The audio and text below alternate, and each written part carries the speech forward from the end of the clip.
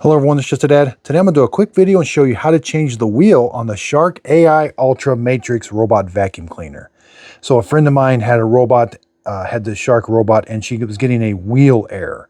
So what I did is, I had an old one here that I took the wheels off to give to put on hers, but then I want to show you how easy it is to change out these wheel assemblies. Now, I don't have a part number. I'll show you what I can on here.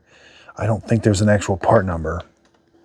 Now this is the Shark 2-in-1. I'm pretty sure it would work with the Matrix 2, but first thing you want to do is take this cover off, and then you're going to need to go to Harbor Freight. You need a T15, and it needs to be long and skinny. You can't just use a regular T15 because you've got to go down these long tubes here to get to the screws. Most of them are pretty easy, but there are a couple you got to use. So this was a Harbor Freight, like 10 bucks. You get a whole set. But it's a star T15 with the really long one. And so you've just got to there's a cutout. They're made to be replaced. So for the right wheel, there's two in the front here. There's a really long one down there, here, and then there's a long one down here. On the left side, again, two in the front. You don't have to take the battery door off. Just one down long, and then one here in the back. So I've already got these screws out. Then you lift up, there's going to be a cable connected. Now on the right, both of them are about the same, but this is the hardest part of the job. Now lift up slowly. There is enough length on the cable. It should come straight up once you got all the screws out. There's a little release right here. I want to zoom in. It's the hardest part of the whole job. See that little top tab right there? That's but you should be able to do it just kind of. You can just kind of grab the wires and just kind of push down and out at back at the same. And then that's how it's going to go back on. That thing, that lock is going to go at the top in that little area right there. Now for the right wheel, there's no real part number. I mean, there might be, I'll zoom in on this. There might be some sort of number there. 6FR4E353492. Now, I couldn't see an obvious fault. These are the actual bad wheels that she was getting. Like, I think she said E15 error. Is the motor just bad? I'm not sure. I blew it all out and I didn't see a hair clog or anything. Now, putting it back in, once you get it should come as an assembly. There's no other thing. You can't take this apart.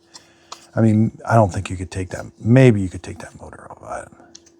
It doesn't look like it.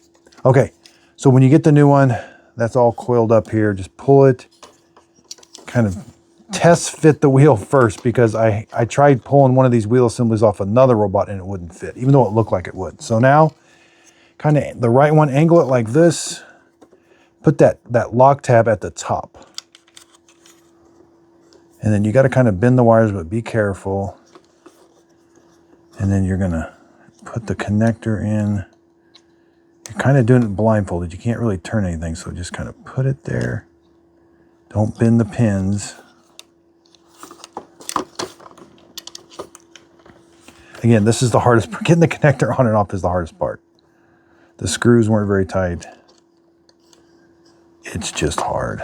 Oh yeah, it does help if you...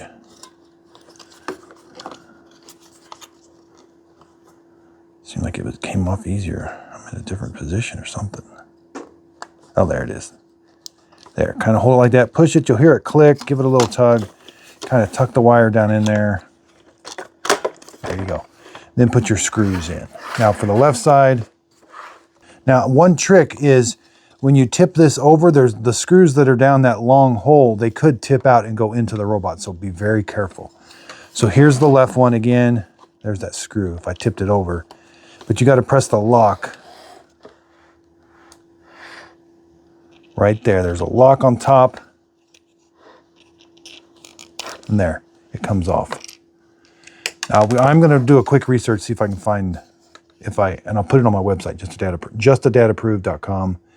Here's the numbers on the right one, 6FR4E353492. I will put a link to this on my website, justadadapproved.com. It looks like there is one on Amazon. Again, you can find this on my website or in this description, justadadapproved.com. It looks like there's several different to choose from, and you're going to want to know the RV or the AV number.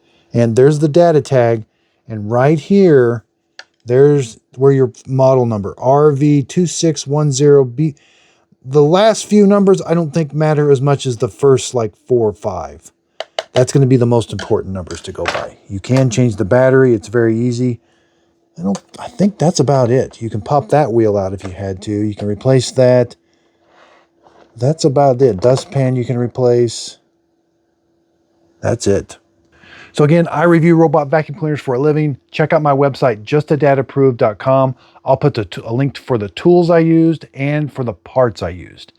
Again, justadadapproved.com. And if you're ever looking for the best robot to buy, that's where I put my list out, the best robot vacuum cleaners to buy. I purchased the robot vacuum cleaners with my own money. I'm not paid for these videos. I give you my honest opinion.